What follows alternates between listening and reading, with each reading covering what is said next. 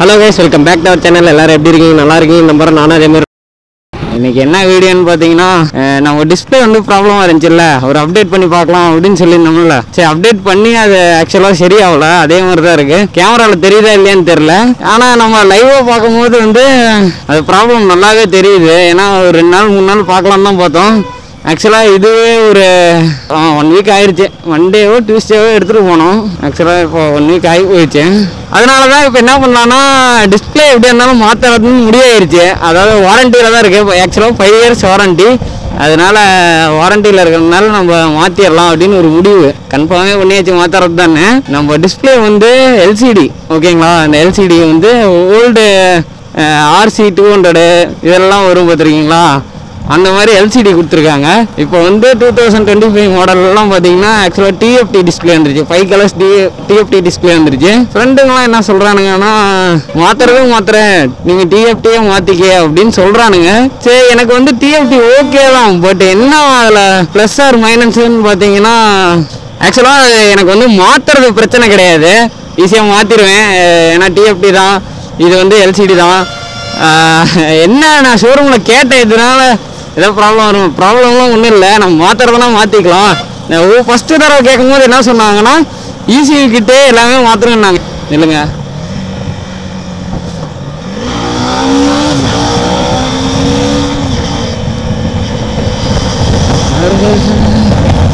ECU கிட்டேன்னா என்னன்னு பார்த்தீங்கன்னா, இதில் இருக்குது பார்த்தீங்களா, நம்ம டிஸ்பிளேயோட எல்லா சம்மந்தப்பட்ட இதுவுமே வந்து அந்த ECU கிட்டுக்கு போவோம். வண்டியோட பெர்ஃபார்மன்ஸு எல்லாமே வந்து அந்த ECU கிட்டுக்கு தான் போவோம். அதனால் வந்து ECU கிட்டே மாற்றணும்னு சொல்லிட்டாங்க. என்னடா இது அப்படின்னு சொல்லிட்டு இன்னொரு தடவை நம்ம எல்லாத்தையும் வெளியில் இருக்க ஷாப்புலாம் எல்லாமே கேட்டு விசாரித்து பார்த்த வேலை என்ன சொன்னாங்கன்னா, இல்லை ECU கிட்டலாம் மாற்ற தேவையில்ல.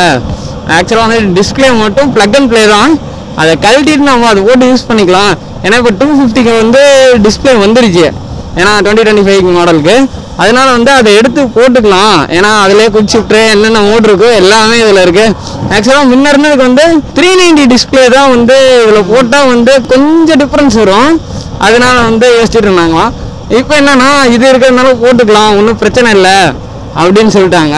ஆனால் இதோட அரௌண்ட் காஸ்ட்டு மட்டும் எவ்வளோ வருதுன்னு கேட்டால், இப்போ வந்து நம்ம LCD மாற்றுறதுனால நமக்கு வந்து அமௌண்ட்டு கேட்க மாட்டாங்க, வாரண்டியில் தான் இருக்கும். அதனால் வந்து அமௌண்ட்டு தர தேவையில்லை.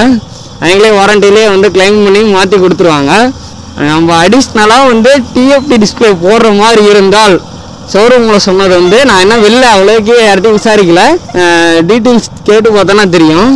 இப்போ மாற்றினோம்னா அரௌண்ட் ஒரு 23,000 to 25,000 வரும்னு சொல்லியிருந்தாங்க. டிஸ்பிளே மட்டும் 25,000 வரும்னு சொல்லிட்டாங்க. அதனால் சரி அப்படின்னு சொல்லிட்டு ஒரு நிமிஷம் இருங்க, ஃபோன் வருது. சரி, நான் என்ன நினச்சேன்னா, ஒரு மேக்ஸிமம் அமௌண்ட் வந்து நம்ம கொடுத்துட்டு, அதாவது இதுக்கு வந்து LCDக்கு ஒரு ரீப்ளேஸ்மெண்ட்டாக ஒன்று இருக்குது பார்த்தீங்களா, அதனால் வந்து எதாவது நெகோஷியபிள் பண்ணிக்குவாங்க. அரௌண்ட் ஒரு பாதிக்கு பண்ணிக்கிட்டா கூட நம்ம வந்து பேலன்ஸ் அமௌண்ட்டு கொடுத்து பண்ணிக்கலாங்கிற ஒரு ஐடியாவில் தான் இருக்கேன். அதை கேட்டு பார்ப்போம். மேக்ஸிமம் தரத்துக்கு எனக்கு தெரிஞ்சு வாய்ப்பு இல்லை. ஏன்னா வந்து அது வந்து வாரண்டியில் வர பொருள். இருந்தாலும் நம்ம மாற்றுறப்ப கேட்டு பார்ப்போம் ஒரு வார்த்தை. அதே மாதிரி உங்களோட ஐடியாவும் என்னன்னு சொல்லுங்கள். என்னென்னா, இப்போ TFT போடலாமா இல்லை LCDயே ஓகேவா? என்ன கேட்டால் TFT வந்து லுக்கு சூப்பராக இருக்கும்.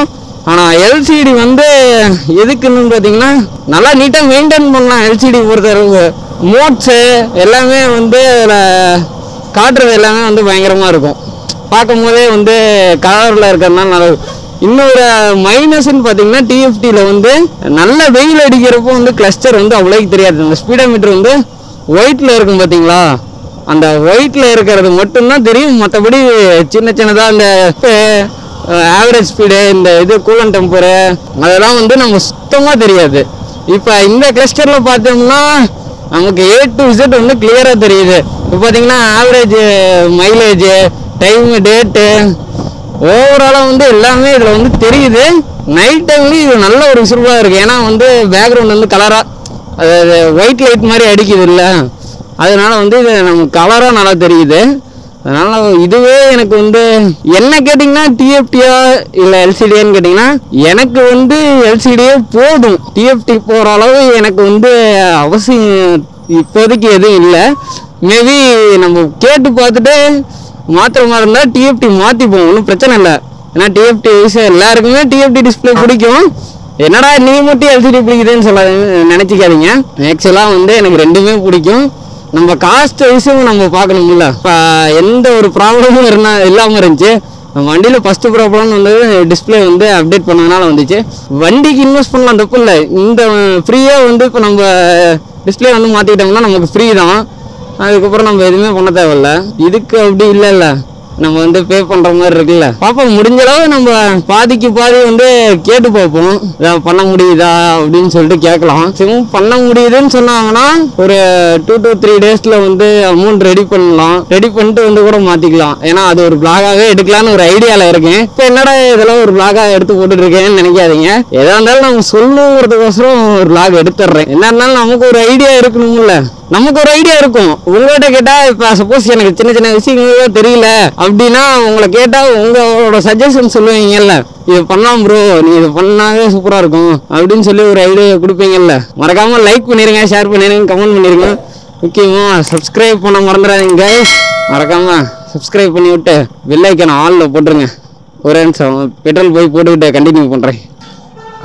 எங்கடா பெட்ரோல் பங்களா கட் பண்ணானே, திருப்பி இங்கே டீ கடையில் ஏன்டா ஸ்டார்ட் பண்ணுறானேன்னு நினைக்காதீங்க.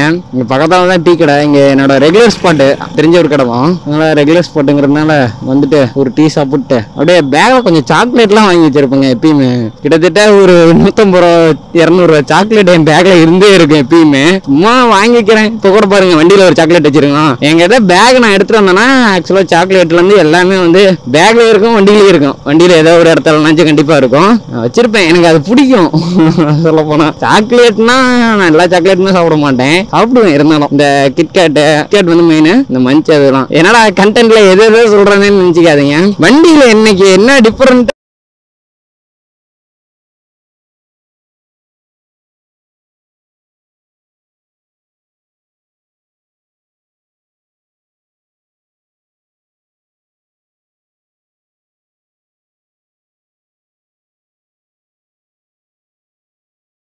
ஆனால் ரூல்ஸ் படி வந்து மிரர் இல்லாமல் வண்டி ஓட்டக்கூடாது. நான் இன்னைக்கே வீட்டுக்கு போய் போட்டுருவேன். ஆக்சுவலாக நேற்று நான் எடுத்துட்டேன். அதுக்கப்புறம் இன்னைக்கு வண்டியை வெளில எடுக்கல, சரி அர்ஜென்ட்டாக வெளில போகிற வேலை இருந்துச்சு. அதனால் அப்படியே போயிட்டு அந்த வேலையும் முடிச்சுட்டு அப்படியே பிளாக் எடுத்துகிட்டு வந்துட்டு இருக்கோம். மறக்காமல் வண்டியில் மிரர் போட மறந்துடாதீங்க. முடிஞ்சால் எல்லாம் போட்டு யூஸ் பண்ணுங்க. இப்போலாம் நிறைய ஸ்டைலான மிரர்லாம் கூட வந்து பாடன் மிரரு, 360 மிரர் நிறையா இருக்குது. நானும் இப்போ வீட்டுக்கு போய் ஆக்சுவலாக வண்டியில் அந்த மிரரே போட்டுருவேன். ஏன்னா எனக்கு அதுதான் விசிபிளாக இருக்குது. இன்னொன்று என்னென்னு பார்த்தீங்கன்னா மிரர் இல்லாமல் திரும்பி பார்க்க முடியலங்க. பேக்கில் வந்து வண்டி வருதா என்னன்னு ஹெல்மெட் போடலாம் திரும்பி பார்த்தா தெரியும். நம்ம வந்து ஹெல்மெட் போட்டிருக்கோமா திரும்பி பார்த்தா வந்து இந்த ரேஞ்ச் வரைக்கும் தான் நமக்கு தெரியுது. ஆக்சுவலாக இந்த ரேஞ்ச் வரைக்கும் தான் தெரியுது. அதனால வந்து நமக்கு அது செட் ஆக மாட்டேங்குது. மிரர் தான் கரெக்டாக இருக்கும். ஆக்சுவலாக லாங் ரைட்ஸ்க்கு ஆகட்டும், லோக்கல் யூஸ்க்கு வந்து நிறைய பேர் கட்டிட்டு ஓட்டுறாங்க. அது கொஞ்சம் சேஃப்ஃபுல்லாக தான் என்ன கேட்டால் நானும் வந்து போட்டுருவேன். ஏன்னா இப்போ நான் மிரர் இல்லாமல் நேற்று இன்னைக்கு மட்டும்தான் வந்து ஆக்சுவலாக வண்டியை ஓட்டியிருக்கேன். போது ஹெல்மெட் போட்டு பார்க்கும்போது நமக்கு பின்னாடி வர வண்டி வந்து கிளியராக தெரியல. அதனால தான் மிரர் வந்து போட்டுக்கோங்கன்னு சொல்கிறேன். மறக்காமல் இன்னொரு தடவை சொல்லிடுறேன், லைக் பண்ணிடுங்க, ஷேர் பண்ணிடுங்க, கமெண்ட் பண்ணிடுங்க. முக்கியமாக சப்ஸ்கிரைப் பண்ண மாதிரி நீங்க சப்ஸ்கிரைப் பண்ணிட்டு பக்கத்தில் இருக்க பெல் ஐக்கான ஆலில் போட்டு வைங்க. அப்போ தான் நம்ம போகிற ஒவ்வொரு வீடியோவும் உங்களுக்கு நோட்டிஃபிகேஷனில் காட்டும். நீங்கள் பண்ணுற லைக் அண்ட் சப்ஸ்கிரைப் தான் வந்து கொஞ்சம் மோட்டிவேஷனல் ஆகி. இன்னொன்று சொல்ல மறந்துட்டேன். ஆக்சுவலாக அந்த ஜிடி வச்சு ஒரு எக்ஸாஸ்ட் நோட்னு ஒன்று போட்டிருப்பேன், பப்ளிக் ரியாக்ஷன் சொல்லிட்டு ஒன்று போட்டிருப்பேன், ஒரு ஷார்ட்ஸு. அந்த ஷார்ட்ஸ் வந்து நல்ல ரீச். எனக்கு வந்து 2 to 3 டேஸ்லேயே வந்து அரௌண்ட் ஒரு 100K மேலே போயிடுச்சு. அது எனக்கு பயங்கர ஹாப்பி. ஆனால் அதில் என்னென்ன ஒரு பேட் கமெண்ட்ஸும் வந்துச்சு. பேட் கமெண்ட்ஸ்ன்னு பார்த்தீங்கன்னா ஒரு 20 கமெண்ட் வருதுன்னா அதில் 1-2 பேட் கமெண்ட்ஸ் வரும்னா அதை நம்ம எதுவும் ஒரி பண்ணிக்கூடாது. அதே மாதிரி அந்த பொண்ணுங்களை வச்சு க்ளோஸுக்கு போயிருக்கும் பார்த்தீங்களா, அதை பற்றி தான் வந்து பேட் கமெண்ட்ஸ் இருந்துச்சு. அதில் நல்லா பார்த்தீங்கன்னா தெரியும், அதில் வந்து அந்த பொண்ணுங்களோட அந்த ஃபேஸ் தெரியாது. அதனால தான் அந்த வீடியோ போட்டிருப்பேன். இருந்தாலும் நீ அந்த வீடியோ போடலாமாடான்னு கேட்டிங்கன்னா ஆக்சுவலாக ஃபேஸ் தெரியல, அதனால வந்து ஒரு ரியாக்ஷன் கோசரம் போட்டோம். Back to the content. என்னன்னா இந்த டிஸ்பிளே வந்து மாத்தலாமா, அதாவது டிஎஃப்டி மாத்தலாமா எல்சிடியா இருக்கட்டுமான்னு நீங்க ஒரு கமெண்ட் பண்ணி விட்டுருங்க மறக்காம. உங்களோட சஜஷன் பாத்தீங்கன்னா யூஸ் பண்ணிருப்பீங்களா டியூக் 250 யூஸ் பண்ணிருப்பீங்கல்ல, அப்படி யாரெல்லாம் இருக்கீங்களோ அவங்க வந்து ஓல்டுக்கும் இப்ப இருக்க, அதாவது ஓல்டுனா இந்த எல்சிடி, நியூனும் வந்து டிஎஃப்டி, எது உங்களுக்கு வந்து சாட்டிஸ்ஃபைடா இருக்கு, அதாவது உங்க யூசேஜுக்கு எது சாட்டிஸ்ஃபைடா இருக்கு. எனக்கு எல்சிடி ஓகேவா, இப்ப எப்படி நான் சொல்றேன் எல்சிடி எனக்கு ஓகே, டிஎஃப்டி வந்து நல்லா இருக்கு இருந்தாலும் எனக்கு வந்து எல்சிடி போதுன்னு சொல்றேன் பாத்தீங்களா, அந்த மாதிரி உங்களுக்கு வந்து எது சாட்டிஸ்ஃபைடா இருக்கு, வர்த்தா இருக்கு அப்படின்னு சொல்லிட்டு ஒரு கமெண்ட் பண்ணி விட்டுருங்க. இந்த இதை வந்து நம்ம மாத்த தான் போறோம் கண்டிப்பா. அது டிஎஃப்டியே மாத்திரமா இல்ல எல்சிடி மாத்திரமாங்கிறத வந்து வர அப்டேட் வீடியோஸ்ல பார்ப்பீங்க. அவ்வளவுதாங்க, இதுக்கு மேல என்ன சொல்றதுன்னு தெரியல. மறக்காம கொஞ்சம் பேட் கமெண்ட்ஸ் எல்லாமே கொஞ்சம் நல்ல கமெண்ட்ஸா போடுங்க, அதுதான் கொஞ்சம் பாசிட்டிவா இருக்கும். இருந்தாலும் அட்ஜஸ்ட் பண்ணிக்கிறேன், ஒன்றும் பண்ண முடியாது. ஏன்னா 100 நல்ல கமெண்ட் வந்தாலும் ஒரு அதை பேட் கமெண்ட்ஸ் வர்றது வந்து சகஜம் தான். அதை வந்து நான் ஒரி பண்ணிக்க போறதே கிடையாது. இருந்தாலும் இவ்வளவு பேர் வந்து சப்போர்ட் பண்றீங்களா, அது போதுங்க. கூடிய சீக்கிரத்துல வந்து 1K எனக்கு பெரிய விஷயம் தான். நான் என்ன எந்த இதுலயுமே ஆகட்டும், இன்ஸ்டாகிராம்லயே ஆகட்டும், என்கிட்ட இன்ஸ்டாகிராம் ஐடின்னு பாத்தீங்கன்னா 2 இருக்கு. ஒன்னு வந்து இப்ப நம்ம சேனல் பேர்லயே வந்து நம்ம ஐடி இருக்கு, இன்னொன்னு பாத்தீங்கன்னா என்னோட பிரைவேட் ஐடி ஒன்று இருக்கு. இந்த மாதிரி இந்த வீடியோ இதோட எண்ட் பண்ணிக்கிறேன் guys. Tata bye bye, see you the next video guys. மறக்காம சர்ப்ரைஸ் பண்ணுங்க. Thank you.